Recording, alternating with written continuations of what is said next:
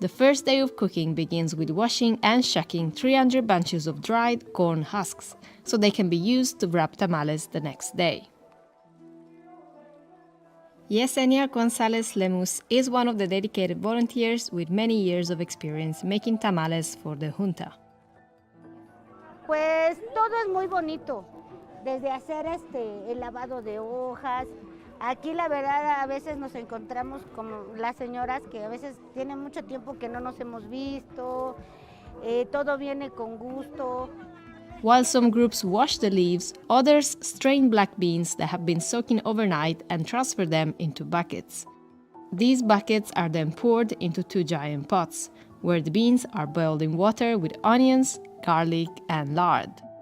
The cooked beans are then sent to a mill to be ground into a paste.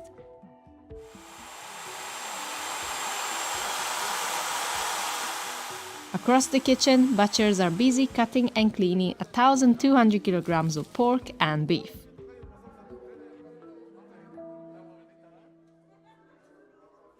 On the second day, large bags of ground beans and masa and nixtamalized corn mix arrive from the mill. The masa and black beans are poured onto large tables where they're mixed with water, lard, salt, and tequesquite, a mineral salt that has been used in Mexico since pre-Columbian times. Once mixed, the masa is taken to another table where it's spread into a flat layer, then topped with black beans. Then workers cut the mix into squares with their fingers and roll them up. These rolls are then passed to another table where they're stuffed inside of the corn husks to become tamales. Pues nosotros nada más, no hay un cálculo exacto en piezas de tamal. Lo que sí tenemos el cálculo que se hace 1 tonelada de masa con 1 tonelada de maíz. O sea, son 1,000 kilos de masa y 1,000 kilos de frijol. Volunteers pile the rolled tamales into crates and carry them to the cooking area. Here, they pour the tamales into 68 oil drums that are lined with paper bags. They fill every drum to the top before wrapping it in a plastic bag, which helps steam the tamales. After they tie the bags, they light wood fires under each drum. The tamales start cooking in the early afternoon and are left until early morning. The next order of business is making mole, a thick, rich sauce made with a blend of ground chilies, spices, and chocolate. The ground mole arrives in 50-kilogram bags, which need to be sifted to remove clumps before cooking. Then the mole is added into giant pots of boiling water, where it's left with expert mole cookers known as moleros. Gustavo Alvarez Jurado, who is the head molero, has been helping make this dish for over 26 years.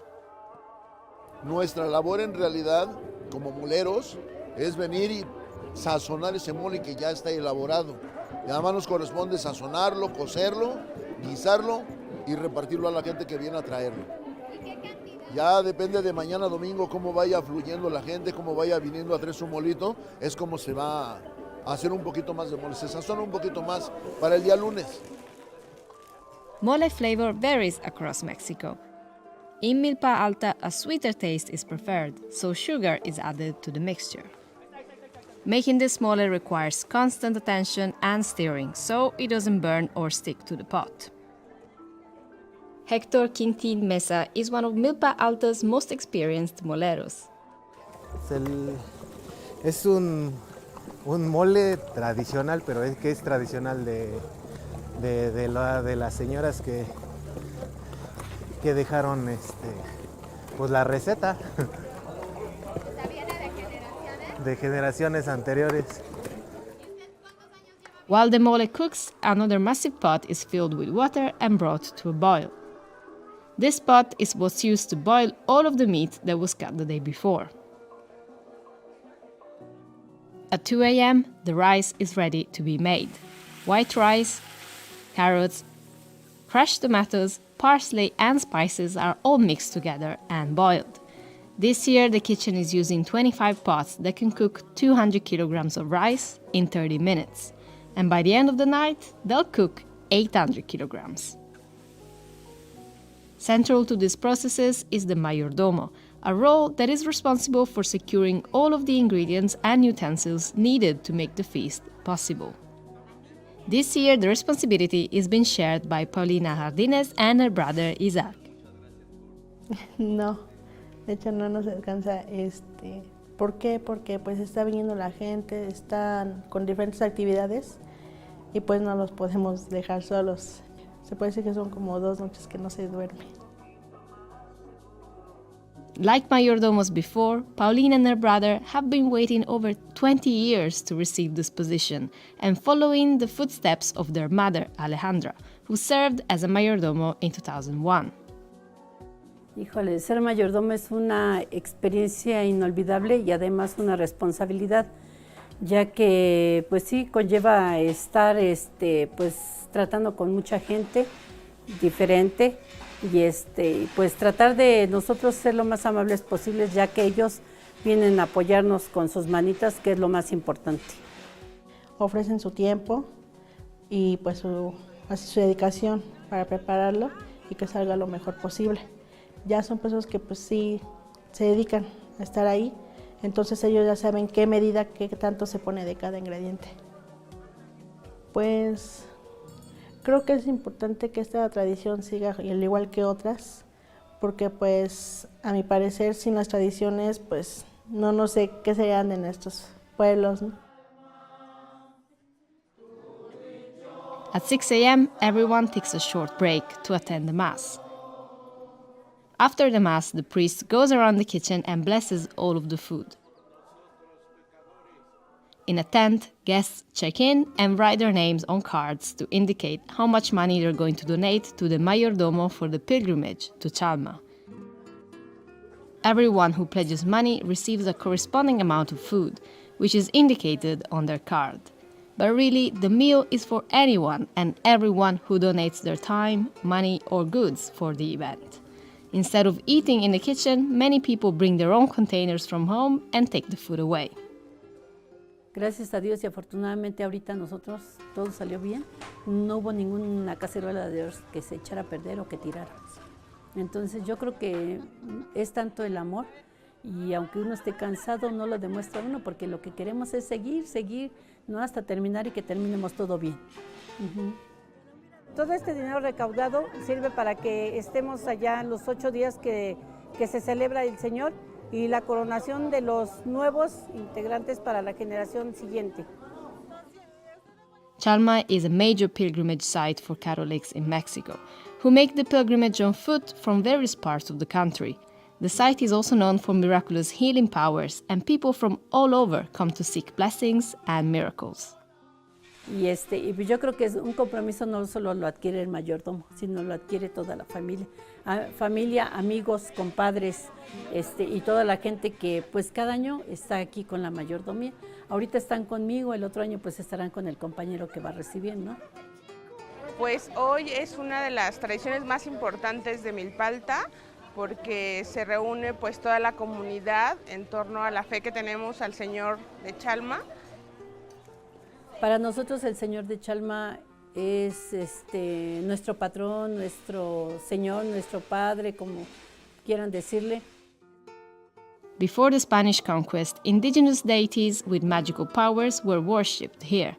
When the missionaries arrived, they brought their faith and proclaimed a miracle had taken place in Chalma, cementing it as a religious site for Roman Catholics all over Mexico. Porque, pues, todos los que nacemos aquí crecemos bajo esas tradiciones y costumbres y sobre todo porque fortalecen nuestra fe como comunidad. Las visitas al santuario de Chalma son la verdad muy bonitas y pues yo creo que todo eso, lo que se vivió fue y el amor al Señor, que pues para mí fue un legado que mi papá nos dejó. Siento que pues todo eso nos motivó a querer estar aquí donde estamos ahorita. At 9 in the morning, Tony and his team get started making a 33-year-old dough recipe. The mixer is loaded with olive oil, New York City tap water, activated yeast, and 50 pounds of high gluten flour. So we have it preset for 5 minutes. It's on a low spin cycle, okay? And what we do is we sprinkle salt on top of our flour.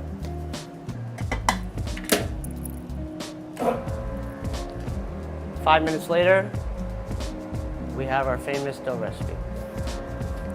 Once mixed, the dough needs to be cut, weighed, and shaped into balls within 30 minutes so it doesn't rise. For this, Tony relies on the most experienced pizzaiolos at Grimaldi's.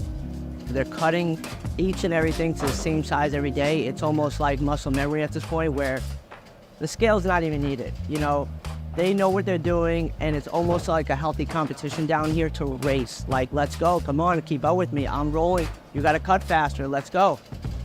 Another skill that's hard to master is rolling the perfect dough ball.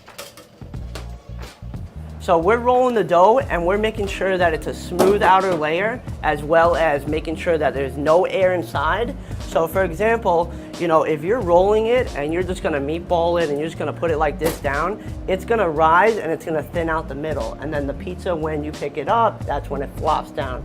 So Grimaldi is known for a nice hard layer crust that is the texture. It's the base. It's the most important thing to the pizza. It's, you know, the foundation to the house. No foundation, no pizza.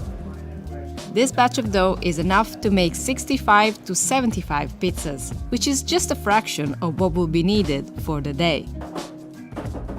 Once all of the trays are filled, they're taken across the hall to these fridges.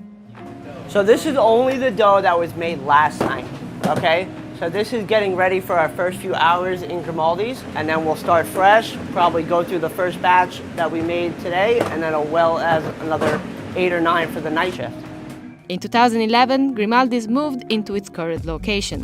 The double-story Palazzo building at number 1 Front Street was originally built to be Brooklyn's first safety deposit company. Now, Grimaldi's fridges sit in the same place as the old vaults. So I think that's really cool that we made them into our own vaults. So basically it protects our gold, and this is our gold right here.